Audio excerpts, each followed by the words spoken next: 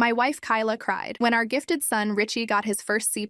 In a P chemistry said, he's throwing away everything we've worked for. She started with tutors and removed his PlayStation, but then I found him chained to his desk with a bike lock while she spoon-fed him protein paste between calculus problems. She'd installed a catheter so he wouldn't need bathroom breaks and been injecting him with stimulants to keep him awake for 73 hours straight. When I tried to stop her, she filed a restraining order and moved his desk to the basement. The night before she planned to take him to a boarding school in Romania, I saw the basement light flashing in Morse code, SOS. I should have known something was wrong when my wife Kyla cried over our son Richie's report card. Richie, who was gifted and had been reading at college level since 4th grade, had gotten his first C+, a P chemistry. He's giving up, she whispered, clutching the paper like a death certificate. He's throwing away everything we've worked for. I tried to reassure her. Kids slack off junior year. It happens. But Kyla couldn't let it go. She started simple. New tutors. Weekend study sessions. Removed his PlayStation temporarily. I actually supported this. Richie had been gaming until 3 a.m. most nights. When his grades improved to B's within a month, I thought we'd found the right balance. Kyla bought 3 more AP prep books. We're not settling for mediocrity, she said, reorganizing his study schedule. He thanked me, David. He said he needed the structure. The study schedule went from reasonable to rigid. 6 a.m. wake up, school, tutoring, homework until 11 p.m. Weekends meant practice tests. Kyla quit her job to support his education. She'd sit beside him during every study session, correcting his posture, monitoring his focus. Other parents at school started calling her super mom. The guidance counselor praised her dedication. More parents should be this involved, she said. I noticed Richie getting thinner, tired, but his grades were all A's now. Then came the surveillance. I installed study monitoring software, Kyla announced one night, showing me her laptop. She could see everything. His screen, his keystrokes, even his eye movements through the webcam. He was checking Instagram during calculus review. 30 seconds, David. That's 30 seconds of lost potential. She started timing his bathroom breaks. 5 minutes maximum. She removed his bedroom door to eliminate the temptation of privacy. I found Richie crying in the bathroom at 2 a.m. Dad, please, I can't do this anymore. Your mother just wants what's best. She counts my chews at dinner, says digestion takes energy away from brain function. I confronted Kyla. She showed me college acceptance statistics, scholarship requirements, articles about wasted genius. Her laptop had dozens of spreadsheets tracking Richie's performance metrics, time per problem, words per minute, comprehension percentages. He's operating at 73% capacity, she explained. If we can get him to 90%, he'll thank us when he's at Harvard. The first time I found Richie chained to his desk, I thought I was hallucinating. It was a bike lock around his ankle. Kyla stood behind him with a timer, spooning protein paste into his mouth between calculus problems. He kept getting up, she explained calmly, wasting time. This keeps him focused, and eating while working is efficient. Kyla, this is insane. Is it? His practice SAT went up 40 points. Richie looked at me with dead eyes. It's okay, Dad. I need to study. I threatened to call the police. Kyla showed me Richie's signed commitment contract. He'd agreed to necessary study support measures. She'd had it notarized. He wants this, David. Don't you want him to succeed? The lock became locks, plural, both ankles. Eventually his wrists too, with just enough slack to write. Kyla installed a catheter so he wouldn't need bathroom breaks. She'd blend his meals into efficient nutritional smoothies, fed through a straw while he worked. She moved his desk to the basement. Fewer distractions. I tried to intervene. She changed the locks on the house, filed a restraining order claiming I was sabotaging Richie's future. The judge saw a devoted mother and a father trying to let his son waste his potential. I started sleeping in my car outside the house, watching, waiting. Last week, I saw an ambulance at the house, broke down the door. Richie had collapsed. Dehydration, malnutrition, exhaustion. Kyla was screaming at the paramedics about his upcoming AP exams. He needs to study. You don't understand. He's going to lose everything. At the hospital, Richie weighed 92 pounds. He'd been awake for 73 hours straight. Kyla had been injecting him with some kind of stimulant she'd bought online, just to keep him alert, she explained to the doctors. He consented. Show them your contract, baby. Richie couldn't speak. Hadn't spoken in weeks, apparently. Just equations. He kept trying to solve problems on his hospital gown with his finger. Child Protective Services got involved. Kyla convinced them she was addressing his special needs, showed them his perfect grades, his signed contracts, testimonials from his online tutors about his remarkable progress. They gave her a warning about the chains, suggested less restrictive study aids. She bought padded restraints. See? I'm listening. They let her take him home. I'm not allowed within 500 feet, but I know what she's planning. I found her browser history at an internet cafe. She's researching boarding schools in countries with flexible educational approaches, places that will understand Richie's needs. She's typed searches like feeding tube academic performance and legal stimulants minors studying and surgically preventing sleep deprivation. Tomorrow, she's taking him for a college visit. I don't think they're coming back. I packed my laptop and drove to the public library. The restraining order meant I couldn't go near the house, but nothing stopped me from researching. My fingers shook as I typed boarding school names into the search bar. Switzerland, Romania, places with names I couldn't pronounce, places that advertised intensive academic programs and 24/7 supervision. The librarian walked past my table 3 times before stopping. She recognized me from the news coverage of the custody hearing. Her eyes softened, but she said nothing, just placed a cup of coffee beside my notebook. I found the school Kyla had bookmarked most frequently. The website showed smiling students, but something felt wrong. The testimonials were too perfect, too similar. I dug deeper, searching forums and message boards. Found a thread from 2019, parents trying to get their kids back, stories about forced studying, punishment for academic resistance, students who came back unable to function without constant instruction. My phone buzzed. Unknown number. I answered carefully. A whisper came through. Mr. David, this is Vicky Torres, Richie's calculus teacher. My heart raced. Teachers weren't supposed to contact me. I can't talk long, she continued, but I saw Richie yesterday when your wife brought him to collect his assignments. He couldn't hold a pencil properly. His hands were shaking, and he kept asking me what the answer was before I'd even given him the problem. Where can we meet? I can't, but I left something in the library. 3rd floor, psychology section. Inside, child development and trauma. Page 247. The line went dead. I found the book. Inside was a folded paper. Catherine's handwriting filled the page with observations, dates, times, specific incidents she'd witnessed, Richie falling asleep standing up during her class, Kyla forcing him to do push-ups in the hallway as punishment for mental laziness, the time Richie had begged Catherine for food because he'd only gotten 98% on a quiz and didn't deserve full rations. At the bottom, she'd written, I've reported this 3 times. Nothing happens. She has everyone convinced she's helping him. I photographed every page. Then I noticed something else tucked behind the note, a USB drive. Back at my laptop, I plugged it in. Security footage from the school. Multiple clips. Richie stumbling through hallways, sitting alone at lunch, not eating, just staring at flashcards. In one video, he was in the bathroom, splashing water on his face. He looked directly at the camera, mouthed 2 words, help me. My chest tightened. Tomorrow's college visit was in less than 18 hours. I called my brother Tanner in Seattle. He picked up on the first ring. I need you to come here, I said. Now. David, what's going on? You sound, just come. Bring your medical bag. Tanner was a pediatrician, one of the few people who'd believed me during the custody hearing, but even he'd been shocked when the judge sided with Kyla. I'll catch the red eye, he said. Next, I called Child Protective Services. Again, the caseworker sounded tired. Mr. Thompson, we've been through this. Your wife is providing educational support. The restraints have been modified per our recommendations. Richie's grades show improvement. He weighs 92 pounds. According to our last visit, he's gaining weight under the nutritional plan she submitted. Unless you have new evidence of immediate danger. I hung up. They'd been to the house once since the hospital visit. Kyla had prepared for days, hidden the worst of it, coached Richie on what to say, or maybe he couldn't say anything else anymore. I drove past the house, staying just outside the 500-foot limit. The basement light was on, had been on for 3 days straight. I wondered if she ever let him sleep anymore. My phone rang. Kyla's sister, Pearl. David, I'm worried about Kyla. She called me last night talking about some school in Eastern Europe. Said American education was too soft for Richie's potential. Can you talk to her? Make her see. I tried visiting yesterday. She wouldn't let me in. Said I might contaminate the study environment. David, she's not well. This isn't about Richie anymore. Maybe it never was. The flight's tomorrow morning. If they get on that plane, I know someone at the airline. Let me see what I can do. I spent the night in my car, parked at the legal distance, watching the house through binoculars. At 3 a.m., I saw movement in the basement window. A shadow. Then another. Was someone else down there with them? At 4 a.m., an unfamiliar car pulled up. A woman got out carrying medical supplies. She went inside, stayed for an hour, left with an envelope that looked thick with cash. I wonder what's really driving Kyla here. The way she quit her job to monitor every second of Richie's studying makes me curious about what she's actually trying to control. I followed her to a 24-hour diner, waited until she was seated, sat down across from her. She looked up, startled. I don't know you. You were just at my house, with my son. Her face went pale. I should go. Please, just tell me what she hired you to do. The woman fidgeted with her coffee cup. I'm a nursing student. She found me on a tutoring site, said she needed help with medical support for her son's education. What kind of medical support? For nutrients, stimulants. She said he had a learning disability that required intensive intervention. You saw him. Does he look like he has a learning disability? Tears formed in her eyes. He looks like he's dying, but she had paperwork, diagnosis forms, prescriptions from some online doctor, said it was all legal. It's not. None of this is legal. I know. I knew when I saw him. That's why I diluted everything, gave him saline instead of what she wanted. She'll figure it out soon. Will you testify? Tell CPS what you saw? She shook her head. I can't. I need this degree. I have kids of my own. But she pulled out her phone. I recorded some of it for my own protection. She was very specific about doses, talked about keeping him optimally functional for the flight tomorrow. She sent me the files. Audio recordings of Kyla discussing dosages, timing, how to maintain cognitive performance during transport. In one recording, you could hear Richie in the background, reciting formulas in a monotone voice. There's something else, the nursing student said. She asked me about sedatives for the plane, said he might be resistant to relocation, and she needed him compliant but conscious for customs. My hands clenched. Thank you. Thank you for telling me. She left quickly. I sat there, adding her recordings to my growing collection of evidence. It still might not be enough. Kyla had convinced judges, social workers, teachers. She had Richie's consent forms, his grades, his test scores, but I had less than 12 hours to stop them from leaving the country. Tanner texted. His flight had landed. He was driving straight to the library to meet me. I looked at the evidence spread across my laptop screen. Videos, audio files, teacher testimonies, medical records showing Richie's declining health health despite Kyla's nutritional plans, Catherine's detailed notes, the nursing students' recordings. Somewhere in all this was the key to saving my son. I just had to find it before Kyla took him somewhere I'd never be able to reach him. The basement light in our house flickered, went out, came back on. Was that a signal? Or was I so desperate I was seeing things that weren't there? I thought about Richie in that basement, chained to his desk, fed through a straw, solving equations because that's all he could do anymore, all he was allowed to do. Tomorrow, she'd substance him, put him on a plane, take him to a place that would finish what she'd started, turn him into whatever her twisted vision of success looked like. I opened a new document, started typing everything I knew, everything I'd learned. If the authorities wouldn't listen to me, maybe they'd listen to the internet, to thousands of strangers who might see what the people who were supposed to protect Richie couldn't. But even as I typed, I knew it might not be enough. Kyla was smart, careful. She'd covered every angle, gotten every permission, created a paper trail that made her look like a devoted mother pushing her gifted son to excellence. She'd made one mistake, though. She'd let Catherine see too much, let the nursing student get too close, let Hurl hear the truth in her voice. And she'd underestimated how far a father would go to save his son. I looked at the time. 10 hours until their flight. 10 hours to find a way past the restraining order, past the legal system that had failed us, past Kyla's carefully constructed walls of documentation and lies. 10 hours to save Richie from disappearing into a nightmare disguised as education. Tanner pulled up beside my car. He looked at me through the window, saw something in my face that made him nod. "Tell me the plan," he said. I didn't have one, not yet, but I had evidence. I had allies, and I had a father's determination to bring his son home. The basement light flickered again. This time I was sure. 3 short flashes, 3 long, 3 short, SOS. Richie was still in there, still fighting in the only way he could. I wouldn't let him down. Tanner and I sat in his rental car, reviewing the evidence. He examined Catherine's notes with medical precision, his face growing darker with each detail. I showed him the nursing student's recordings, watched his jaw clench as Kyla's voice discussed dosage calculations. He pulled out his tablet and started cross-referencing symptoms with medical databases. His fingers moved quickly across the screen, pulling up case studies and diagnostic criteria. After 20 minutes, he turned the screen toward me. Multiple windows showed research papers on educational abuse, medical neglect disguised as care, and something called achievement by proxy syndrome. I drove us to a 24-hour copy center. We needed physical copies of everything. The restraining order prevented me from approaching Richie directly, but nothing stopped me from building a case. Tanner helped organize the evidence into categories: medical documentation, witness statements, video evidence, audio recordings. We created 3 identical sets. While the copies printed, Tanner made phone calls. His medical network included child psychiatrists, social workers who specialized in educational abuse, and lawyers who handled custody emergencies. Most didn't answer at this hour, but he left detailed messages, marking each call as urgent. The sun was rising when we finished. 7 hours until the flight. I checked flight tracking apps obsessively. The morning departure to Zurich showed on time. 1 stop in Frankfurt, then on to Romania. Once they left US soil, my options would shrink to nothing. Tanner suggested we visit the local hospital where he had privileges. He could file a medical concern report that might carry more weight than my previous attempts. We drove there as morning traffic began building. The pediatric ward was just starting its day shift. He introduced me to Dr. Abby Huang, the department head. She listened as Tanner presented Richie's case from a medical perspective. Weight loss percentages, sleep deprivation effects on adolescent development, the dangers of unregulated stimulant use. He showed her the video of Richie unable to stop solving equations on his hospital gown. Dr. Huang made notes, asked specific questions about timeline and symptoms. She pulled up Richie's previous hospital admission records. The official discharge summary Kyla had signed contained none of the details I remembered. It listed mild dehydration and academic stress. Nothing about the stimulants or the 73-hour wake period. She agreed to file an emergency medical evaluation request with CPS. It would flag Richie's file for immediate review. She also contacted the hospital's legal department about the discrepancies in the medical records. Someone had edited them after the fact. 4 hours until the flight. I received a text from Pearl. Her airline contact confirmed 2 tickets booked under Kyla and Richie's names. First class to Zurich, departing at 11:15 a.m. The tickets were one-way. Tanner and I drove to the CPS office. It opened at 8 a.m., and we were waiting outside when the first employees arrived. I recognized the caseworker from previous visits. She sighed when she saw me, but allowed us inside when Tanner introduced himself and mentioned Dr. Huang's emergency filing. We presented everything in the conference room. The videos played on Tanner's laptop while the caseworker reviewed Catherine's documentation. The nursing student's recordings made her pause, replay certain sections, take notes. She called in her supervisor. The supervisor, an older woman named Margaret, watched the security footage of Richie mouthing, "Help me," 3 times before speaking. She asked about the boarding school research, the one-way tickets, the edited medical records. I showed her everything I'd found about the Romanian facility. Margaret made phone calls, the legal department, the emergency response team, the state oversight board. Each call escalated the urgency. She dispatched 2 caseworkers for an immediate welfare check, despite Kyla's history of preparation for such visits. 3 hours until the flight. My phone rang. Vicky Torres, calling from her classroom. She spoke quickly, nervously. Kyla had just appeared at school, demanding all of Richie's remaining assignments and textbooks. She'd brought a dolly to transport them. When Catherine asked about Richie's absence, nonsense. Kyla had given vague answers about specialized tutoring, but Catherine had noticed something crucial. Kyla's car trunk was packed with suitcases. I relayed this to Margaret. She immediately called the caseworkers en route to the house, updating them about possible flight risk. She also contacted airport security, though she warned me their options were limited without a court order. Tanner suggested we drive toward the airport, staying within legal boundaries but positioning ourselves closer. As we drove, I noticed 3 missed calls from an unknown number. The voicemail was from the nursing student. Kyla had contacted her, furious about the diluted solutions. She was demanding the student return immediately with proper supplies or face legal action for breach of contract. 2 hours until the flight. We parked in the airport's cell phone lot. I could see planes taking off, each one a reminder of how close I was to losing Richie forever. Tanner fielded calls from his medical contacts. 2 child psychiatrists had agreed to provide emergency evaluations if we could get access to Richie. Talk about medical evidence mounting faster than Kyla's airline miles. Tanner's turning this rescue mission into a full clinical study, while Dad's building a case file bigger than those suitcases in her trunk. A lawyer specializing in emergency custody orders was drafting paperwork. Margaret called. The caseworkers had reached the house. Kyla had answered the door calmly, claimed Richie was sleeping. She'd shown them his room, where a figure lay motionless under blankets. When they'd asked to see his face, she'd said disturbing him would disrupt his essential REM cycle before his important academic opportunity. The caseworkers had insisted. The blankets concealed pillows arranged to mimic a body. Richie wasn't there. Kyla had acted shocked, claimed he must have gone for a walk. She'd even called his phone dramatically, though the caseworkers noted she didn't seem genuinely concerned. They'd searched the house with Kyla's permission. The basement study setup was gone. Desk, chair, restraints, all removed. Fresh paint covered the walls where equipment had been mounted. It smelled like bleach and primer. 1 hour until the flight. Airport security called Margaret back. They'd located Kyla's vehicle in long-term parking. Security cameras showed her entering the terminal with Richie 40 minutes ago. He'd been in a wheelchair, appearing to sleep. She'd shown documentation to airline staff about his medical condition, requiring early boarding. Margaret dispatched the emergency team to the airport. She gave me their direct number, though reminded me I couldn't approach within 500 feet. The restraining order remained in effect. Tanner and I moved to the terminal's arrival level. From there, I could watch departure doors without violating the order. My hands shook as I held binoculars, scanning faces in the crowd. Security and police vehicles began accumulating near Terminal 2. 45 minutes until departure. The emergency response team arrived. Through Tanner's phone, Margaret coordinated their movements. They had to locate Kyla and Richie in the secure boarding area without causing panic. The airline had been notified but needed official documentation to prevent boarding. I saw uniforms moving through the terminal, watched them disappear into security checkpoints. Tanner monitored flight status obsessively. Still on time, still boarding, 30 minutes until departure. Margaret called. They'd found them. Gate 23. Richie was semi-conscious in the wheelchair, responding slowly to questions. Kyla had produced medical documents claiming he had a rare neurological condition requiring specialized treatment abroad. She'd remained calm, cooperative, showing paperwork for everything. The team needed more to intervene. The documents looked official. Richie, when asked, had mumbled agreement with his mother's plans. Without clear evidence of immediate danger or Richie's own objection, their options were limited. I thought about the basement light, the SOS signal. Richie was still in there, still fighting, but Kyla had drugged him into compliance. 20 minutes until departure. Tanner grabbed his medical bag from the car. He strode toward the terminal with purpose. I followed at the legal distance, watching him disappear inside. He had privileges at multiple hospitals. He had authority I lacked. Through Margaret's updates, I learned Tanner had reached the gate. He'd identified himself as Richie's uncle and a pediatrician. He'd requested an immediate medical evaluation, citing family history and concern for Richie's welfare. Kyla had objected, but airline staff, now nervous about liability, had allowed it. 15 minutes until departure. Tanner examined Richie while emergency responders watched. He checked pupil response, reflexes, cognitive function. He asked Richie simple questions: his name, the date, where he was going. Richie's answers came slowly, confused. He couldn't remember the day or why he was at the airport. Kyla produced more documents: prescriptions for anti-anxiety medication, a letter from an online psychiatrist diagnosing travel phobia. She explained Richie had requested sedation for the flight. Everything had paperwork. Everything had a reasonable explanation. 10 minutes until departure. The gate agent announced final boarding. Passengers lined up, watching the drama unfold. Kyla stood, gripping the wheelchair handles. She thanked everyone for their concern, but insisted they needed to board. Richie needed treatment. Delays would harm his progress. Tanner did something I hadn't expected. He knelt beside Richie and spoke directly into his ear. Later, he told me what he'd said. "Richie, if you want to stay, if you need help, just squeeze my hand. Once for yes, twice for no." The response was immediate. One squeeze, then another, then another. Richie's hand gripped Tanner's with surprising strength, not letting go. 5 minutes until departure. Tanner announced loudly that his patient was indicating distress. He requested immediate transport to the nearest hospital for evaluation. Kyla objected, pulled out contracts, waived consent forms. But Tanner had something more powerful: a minor patient expressing current medical need. The emergency team moved. They transferred Richie from Kyla's wheelchair to their gurney. She followed, protesting, citing parental rights. But she'd made an error. The sedatives she'd given Richie had worn off just enough. As they wheeled him past security, he reached out, grabbed an officer officer's sleeve. His voice was hoarse, barely audible, but the body camera caught it. "Please, don't let her take me." The plane left without them. At the hospital, Richie's blood work revealed a cocktail of substances: modafinil, Adderall, something called phenylpiracetam that wasn't even FDA approved. The doses were carefully calculated to keep him functional but compliant. Tanner had the lab run comprehensive panels, documenting everything. Margaret arrived with a court order for emergency protective custody. The judge who'd issued my restraining order had been recalled from weekend plans when presented with the new evidence. He'd reviewed the videos, the medical reports, Catherine's documentation. The order was temporary but immediate. Kyla was escorted to a separate room for questioning. I watched through the hospital window as she argued with officials, still insisting everything she'd done was for Richie's benefit. She had binders of documentation, years of planning, all focused on maximizing his academic potential. In her mind, she was saving him from mediocrity. The restraining order was modified. I was allowed supervised visits while the investigation continued. The first time I entered Richie's room, he was sleeping. Real sleep, not drugged unconsciousness. Tanner had insisted on no visitors for the first 12 hours, letting his body begin to recover. When Richie woke, he looked at me with eyes that seemed ancient. The first thing he said wasn't about the chains or the substances or the missed meals. He asked if he'd failed his AP exams. The conditioning ran deep. Recovery would take time. The social workers explained that Richie would need therapy to process what he'd endured. He'd need to relearn that rest wasn't wasteful, that eating wasn't just fuel for studying, that his worth wasn't measured in test scores. The path ahead was long, but he was here, not in Romania, not in some facility that would have continued what Kyla started. He was in a hospital bed, eating solid food, sleeping without restraints. It was a beginning. Catherine visited on the second day, bringing cards from classmates who'd only just learned what Richie had endured. She cried when she saw him, apologized for not doing more sooner, but her documentation had been crucial. Her courage in leaving that note had started the chain of events that led to this moment. The nursing student came forward officially, providing full testimony about what she'd witnessed. Her recordings became key evidence. She'd risked her career to do the right thing, diluting those solutions, buying Richie time his body desperately needed. Pearl worked with authorities to piece together Kyla's descent into obsession. She found journals dating back years, documenting every test score, every assignment, every minute of Richie's scheduled time. What had started as maternal concern had twisted into something unrecognizable. The Romanian school was investigated. Interpol got involved when similar facilities were discovered across Eastern Europe. Parents who'd lost children to these programs came forward. Richie had narrowly avoided joining their ranks. Tanner extended his stay, using his medical leave to help coordinate Richie's treatment. He assembled a team of specialists who understood the unique nature of educational abuse. They developed a recovery plan that addressed both physical and psychological damage. The basement was excavated as evidence. Investigators found more than just study equipment. There were cameras I hadn't known about, recording devices, years of footage showing the progressive escalation. Kyla had documented everything, believing it would someday serve as proof of her revolutionary educational methods. Child Protective Services underwent review. The caseworkers who dismissed earlier concerns faced scrutiny. Policies changed. Training expanded to recognize achievement-focused abuse. Richie's case became a cautionary tale in their workshops. I moved back home once the restraining order was lifted. The house felt different. Richie's room had a door again. The basement became storage space. We ate meals together at regular times, no calculations about optimal digestion. Small victories, but challenges remained. Richie would sometimes panic if he wasn't studying. He'd wake up reciting formulas, reaching for textbooks that weren't there. The deprogramming process was slow, requiring patience I was still learning to provide. School became complicated. Richie was academically advanced but socially stunted. He'd missed normal teenage experiences while chained to his desk. The guidance counselor who'd once praised Kyla now worked to create a modified schedule that balanced education with healing. Richie's immediate hand squeezes make me curious about what reserves of strength he'd been hiding beneath those sedatives. The timing of Tanner's whispered question seems almost too perfect for the drugs wearing off just then. Some nights I'd find Richie at his desk out of habit, not studying, just sitting. He'd look at me with confusion, unsure what to do with free time. We'd work on it together, learning to play board games, watch movies, have conversations about nothing important. The legal proceedings continued. Kyla's lawyer argued for mental health treatment rather than imprisonment. The prosecution presented evidence of calculated abuse. The judge would ultimately decide, but Richie's testimony would be crucial when he was ready to provide it. I thought about the father I'd been before this started, the one who'd supported reasonable study schedules and temporary PlayStation removal. I'd enabled the early stages, mistaking control for care. That guilt would stay with me, a reminder of how gradually boundaries can erode, but we were healing, both of us. Tanner returned to Seattle but called weekly, monitoring Richie's progress. Catherine continued teaching, now with heightened awareness of warning signs. The nursing student graduated, her conscience clear. Richie started therapy with a specialist in coercive control. Together, they worked through the layers of conditioning. He learned to recognize his own wants separate from imposed expectations. Progress was measured in small rebellions, choosing to read fiction, taking walks without purpose, saying no to extra credit assignments. The flight to Zurich left without its intended passengers. The Romanian facility closed after investigation. Kyla remained in psychiatric evaluation, and Richie, slowly but steadily, began to reclaim his life. Each day without chains was a victory. Each meal eaten at a table was progress. Each night of unmonitored sleep was freedom. We had work ahead of us. Years of healing couldn't happen overnight. But Richie was 17, not 40. He had time to build a life defined by his own choices. And I had time to be the father I should have been from the start. One who protected instead of enabled, who listened instead of assumed. The psychiatric evaluation facility wouldn't allow me direct contact with Kyla for the first week. I spent those days with Richie, watching him slowly emerge from years of conditioning. He'd sit in the hospital bed, hands twitching as if holding a pencil, eyes darting to where a textbook should be. Tanner arranged for Dr. Nomi Vasquez, a specialist in educational trauma, to begin working with Richie. Their first session lasted only 20 minutes before Richie started hyperventilating, convinced he was wasting study time. Dr. Vasquez simply sat with him, demonstrating breathing exercises until his panic subsided. The hospital nutritionist developed a careful refeeding plan. Richie's digestive system had adapted to liquid nutrients and minimal solid food. Each meal became a small battle. He'd count chews automatically, then catch himself and look confused. The nurses learned to distract him with conversation about anything except academics. Vicky Torres visited again, bringing Richie's favorite novel from before everything started. He held it like a foreign object, turning it over in his hands. When he tried to read, his eyes skimmed for testable information rather than enjoyment. Catherine left it on his bedside table without pushing. Margaret from CPS coordinated with the district attorney's office. The evidence we'd compiled painted a clear picture of escalating abuse disguised as education. The modified medical records alone constituted fraud. Combined with the restraints, forced stimulants, and documented physical deterioration, criminal charges seemed inevitable. I met with a court-appointed guardian ad litem assigned to represent Richie's interests. She reviewed everything: the videos, Catherine's documentation, the nursing student's testimony. Her job was to recommend what would best serve Richie's recovery, regardless of what Kyla or I wanted. The Romanian school investigation expanded. Authorities discovered a network of facilities across Eastern Europe targeting parents of gifted children. They promised to maximize potential through intensive methods. The one Kyla had chosen advertised a 100% university placement rate. They didn't mention the students who never recovered enough to attend. Richie's first attempt at walking outside the hospital was difficult. He'd been confined to a desk for so long that open spaces felt overwhelming. We made it halfway around the building before he asked to go back. Progress, not perfection, Dr. Vasquez reminded us. The guardian ad litem interviewed Richie over several sessions. He struggled to articulate his experience, often defaulting to academic language when emotional expression felt too difficult. She noted how he apologized repeatedly for underperforming during their conversations. Kyla's evaluation revealed what the psychiatrists called achievement-oriented delusional disorder. She genuinely believed she'd been saving Richie from mediocrity. In her mind, every restriction, every stimulant, every hour chained to his desk was an act of love. The doctor said treatment would take years, if it worked at all. I found Richie's old PlayStation in the garage and brought it to his hospital room. He stared at it like an artifact from another life. When I suggested we play something together, he asked if it would help his hand-eye coordination for standardized tests. We put it away for another day. The nursing student testified before a grand jury. Her recordings proved crucial in establishing Kyla's intent to circumvent medical safety. She described Richie's condition when she'd seen him: the tremors, the vacant stare, the way he'd mechanically recited formulas even while she'd inserted the fourth. Tanner had to return to Seattle, but arranged for his colleague, Dr. James Park, to continue Richie's medical care. Dr. Park specialized in adolescent recovery from prolonged stress. He started with basic things, teaching Richie to recognize hunger cues, to distinguish between physical exhaustion and laziness. The grand jury indicted Kyla on multiple charges: child endangerment, medical fraud, false imprisonment. Her lawyer argued for release to a treatment facility, but the judge considered her a flight risk given the Romania plans. She remained in psychiatric hold pending trial. Richie's first night in his own bed at home was hard. He kept getting up, looking for his desk. I found him in the basement at 3 a.m., sitting on the floor where his study station had been. We sat together in silence until he was ready to go back upstairs. The school developed an individualized education plan for Richie's return. Part-time at first, with breaks as needed. No AP classes for now. The guidance counselor who'd once praised Kyla's dedication worked to undo the damage, creating a schedule that prioritized healing over achievement. Dr. Vasquez introduced art therapy. Richie initially approached it like an assignment, asking about grading criteria. Slowly, he began to draw without purpose. Abstract shapes, dark scribbles, eventually recognizable images. One day he drew himself without chains. We framed it. The district attorney offered Kyla a plea deal: guilty pleas to lesser charges in exchange for mandatory psychiatric treatment and supervised visitation rights after Richie turned 18, if he chose. Her lawyer advised accepting. Kyla refused, insisting she'd done nothing wrong. Richie's first day back at school lasted 2 hours. He sat in the back of his English class, hands shaking whenever someone answered a question. Catherine had prepared his classmates, asking them to give him space. Still, the whispers followed him through the halls. I hired a tutor, but not for academics. She specialized in teaching life skills to trauma survivors. They worked on basic things: how to rest without guilt, how to eat without calculating optimal digestion, how to have conversations without competitive elements. Richie called her his unlearning teacher. The basement became Richie's choice. He wanted to reclaim the space. space. We painted it together, bright colors covering the spots where restraints had been mounted. He chose the furniture, a comfortable couch, a TV, gaming setup, no desk. When he needed to study, he used the kitchen table. Pearl visited regularly, bringing normal aunt things, cookies, gossip about extended family, complaints about traffic. She never mentioned Kyla unless Richie brought her up. Those conversations were rare and brief. He wasn't ready to process that relationship yet. The trial date was set for 6 months out. Richie would have to testify if Kyla maintained her not guilty plea. Dr. Vasquez worked with him on preparation, teaching him grounding techniques for when memories overwhelmed him. He practiced saying, "I don't know," when he didn't have perfect answers. Some days were harder than others. Richie would have panic attacks triggered by academic situations, a pop quiz, a teacher praising another student's work, even seeing someone else studying intensely. The school nurse became familiar with his breathing exercises, keeping a quiet space available when he needed it. I returned to work but arranged flexible hours. Being present for Richie's recovery mattered more than any deadline. My boss, who'd followed the situation, understood. Not everyone did. Some parents still whispered about how Kyla had just wanted the best for her son. Richie made a friend. Marcus sat next to him in art class, never asking about the past, only talking about video games and movies. Their friendship grew slowly, built on shared interests that had nothing to do with achievement. The first time Richie laughed, really laughed, was at something Marcus said about a terrible movie sequel. Physical therapy helped with a muscle atrophy from months of confinement. Richie's body had to relearn basic movements. The therapist treated him like any other teen recovering from injury, which he appreciated. No special treatment, no pity, just exercises to rebuild strength. Richie's unlearning teacher might be the most heartbreaking job title I've ever heard. Imagine teaching someone how to rest without guilt, or eat without calculating optimal digestion times like they're training for competitive existing. We established new routines. Dinner at 6, no exceptions. Board game nights on Fridays, walks on Sundays, going a little farther each time. Structure without rigidity, predictability without control. Richie needed to know what to expect while learning he had choices within that framework. The pre-trial hearings revealed more evidence. Investigators found Kyla had been in contact with the Romanian facility for over a year, planning Richie's eventual enrollment. She'd sent them videos of him studying, proud progress reports of his optimization. The facility had praised her methods, encouraged escalation. Dr. Park monitored Richie's physical recovery closely. His weight gradually increased. The tremors stopped. Blood work showed his system clearing the last traces of stimulants. Each improvement was documented, and evidence of what his body had endured and overcome. Richie decided he wanted to see Kyla before the trial. Dr. Vasquez supported the decision. With careful preparation, the meeting would be supervised, in a controlled environment, with clear boundaries. Richie could leave at any time. He needed to face her to move forward. The meeting lasted 12 minutes. Kyla spent it explaining how ungrateful Richie was, how she'd sacrificed everything for his future, how he was throwing away his potential. Richie listened, then stood up and left without saying a word. In the car afterward, he cried for the mother he'd never really had. Spring came slowly. Richie's grades were average, and he was proud of them. B's and C's earned without chains, without stimulants, without fear. He joined the gaming club, discovering he could enjoy competition without it consuming him. Small victories that felt enormous. The plea negotiations continued. Kyla's lawyer, seeing the mounting evidence, pushed harder for a deal. The district attorney held firm. Guilty pleas to all charges, mandatory treatment, no contact until Richie was an adult, and only then if he initiated. Kyla finally began to waver. I found a therapist for myself. The guilt over enabling the early stages, the trauma of watching my son deteriorate, the stress of fighting systems that should have protected him, it all needed processing. Healing wasn't just for Richie. The whole family had been damaged by Kyla's obsession. 2 weeks before trial, Kyla accepted the plea deal. 5 years supervised probation, mandatory psychiatric treatment, no contact with Richie until he turned 18. If he wanted to see her then, it would be his choice, with therapeutic support. The judge accepted the agreement. Richie received the news quietly, relief mixed with grief for the mother he'd wished for, but never had. Dr. Vasquez helped him process the complex emotions. There was no celebration, just a quiet acknowledgement that one chapter was closing. We sold the house. Too many memories haunted those rooms. Richie helped choose our new place. Smaller, brighter, with no basement. His room had windows on 2 walls and space for all the things he was rediscovering. Books for pleasure, art supplies, gaming setup, normal teenage chaos. The summer before senior year, Richie got a part-time job at a bookstore. No academic pressure, just recommending stories to customers and organizing shelves. His manager knew his history but treated him like any other employee. The normalcy was therapeutic. Vicky Torres retired early, partly due to guilt over not acting sooner. At her farewell party, she hugged Richie and apologized again. He told her she'd saved his life by leaving that note. Without her courage, he might be in Romania now, lost to Kyla's vision forever. Senior year began differently. Richie took regular classes, not AP. He joined drama club, discovering he enjoyed performing. His college applications focused on what interested him, not what looked impressive. Some were reaches, some were safeties, all were his choice. The acceptance letters came in spring. Richie had options: state schools, small liberal arts colleges, even a few more competitive ones. He chose a small school 3 hours away, far enough for independence but close enough to come home when needed. The decision was his alone. Graduation day arrived. Richie walked across the stage to receive his diploma, no longer the valedictorian Kyla had tried to force him to become. In the the audience, I cheered for the young man who'd survived, who'd chosen his own path, who'd learned that achievement meant more than grades. That night, Richie thanked me, not for saving him, but for seeing him, for recognizing that the chains weren't love, that excellence without choice wasn't success. We played video games until midnight, celebrating nothing more than being together, healthy and free. The future stretched ahead, uncertain but his own. There would be challenges, setbacks, moments when the old conditioning surfaced. But Richie had learned the most important lesson. His worth wasn't measured in test scores or achievements. He was enough, just as he was. And that was the greatest success of all. Thanks for letting me puzzle through all of this with you. Definitely a journey full of questions and curious turns. See you around. Subscribe for more content like this.